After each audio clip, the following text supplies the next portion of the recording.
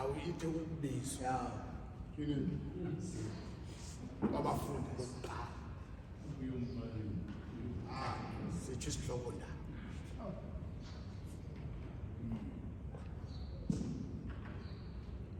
uYesu apha awuyijonga yonke le ntetha kwezivangeli zonke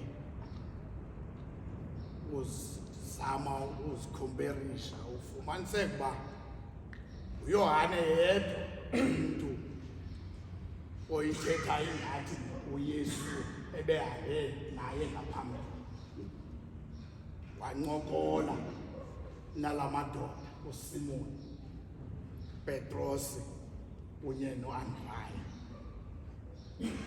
uYohane yedwa umntu ongathi uke wancokola nabo. Kodwa xa uya kwezi zithathu ufumaniseke uba ushiyana ubuciko bokubhala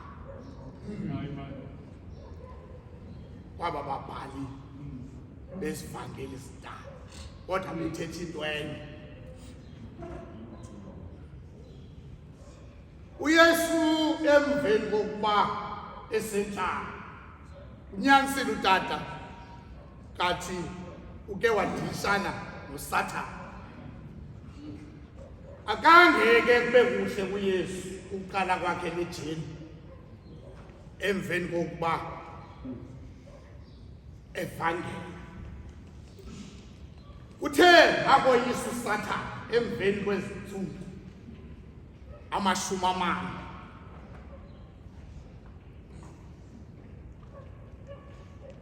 wathatha olwandle lwaseGalili. Xa umjongile okanye uyimamela kakuhle uYesu ebelambile itsho incwadi kaThixo.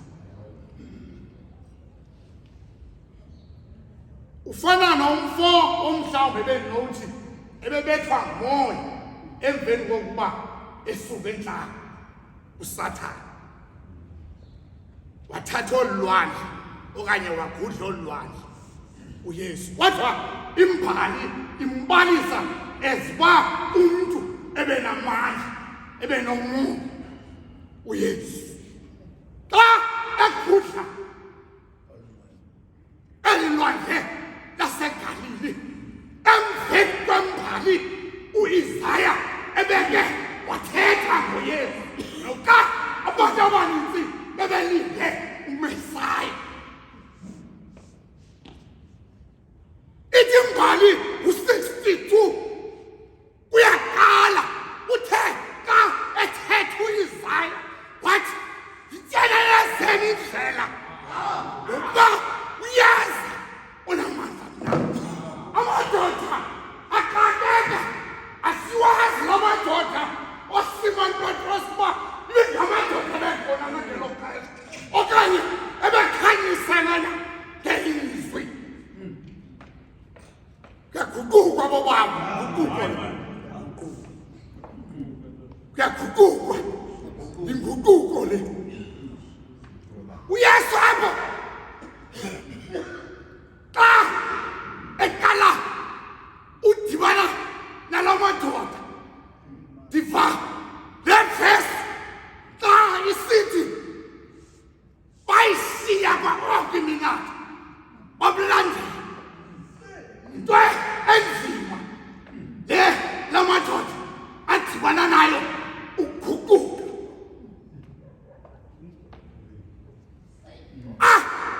Abanye abazalwana iguquko adibana nayo eqhuba intelo uba wake wayiqhuba intelo awusolusa uchitha isithukuthezi ngalo. Kodwa kubekho ilizwi elifika kwindlebe uwedwa uthi ndikothelele ilizwi indlebe zam zamthabatha. Thetha kwenzeka le nto afikelwa lilizwi lamadoda, ilizwi elinzima, ilizwi elinzima elaphanzisa imithi yemisedara, ilizwi elinzima, ilizwi alivulwa nangubani na.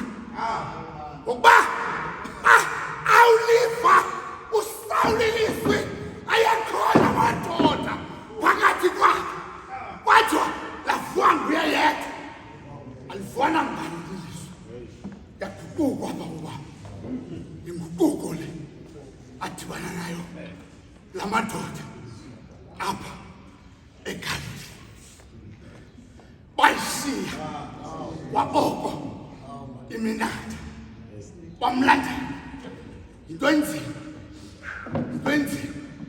amadoda alapha kwaEfrayimi nakwaZebhuluni incwadi kaThixo ayehlela ubumnyameni ivangeli ingekho eGalili ingekho ivangeli eGalili 60 to Isaya yayingekho amadoda lapha ayesebumnyameni ingabili ivangela ingabili uYesu njengoko wayifumana nayo ivangeli ekusitani samahashe uqala kubantu abaphansi Yesu qala kubantu abaphansi amadoda njengoba ebebhaptisi ebethetha ngawo uYohane ethethe sithi ukhona ozayo onamandla na endingenalungelo nokuqhobosha nomda wempathatha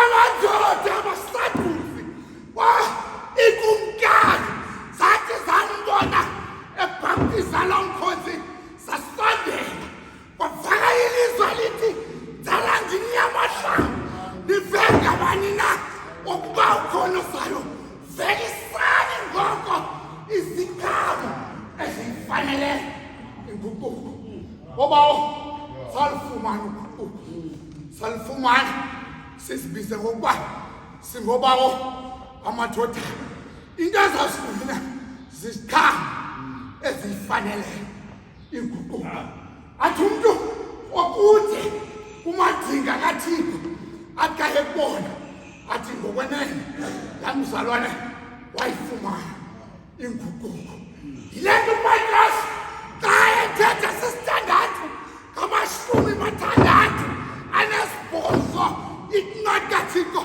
emveni konke amadoda ebuya umva uYesu wathi nani no-12 nawundishiyana wathi uPetros xa ethetha Nkosi sawubheka kubanina nguwe wedwa onamazwi obomi obongunaphakade nguwe wedwa onamazwi mina uPetros into yokuba uThixo wamkhola kude sikholwa ke kwindawo ezahlukeneyo obawo asifani abanye abantu bagqunywa ile nkonzo yaye uhambo omama babo notata babo besizinto ezithile enkonzweni alandele inkonzo ayithathe inkonzo acinga fanele yengokwabo kodwa abanye amadoda apha ubizo njengaba bafundi babebizwa bafumana inguquko uYesu Kristu inkosi yethu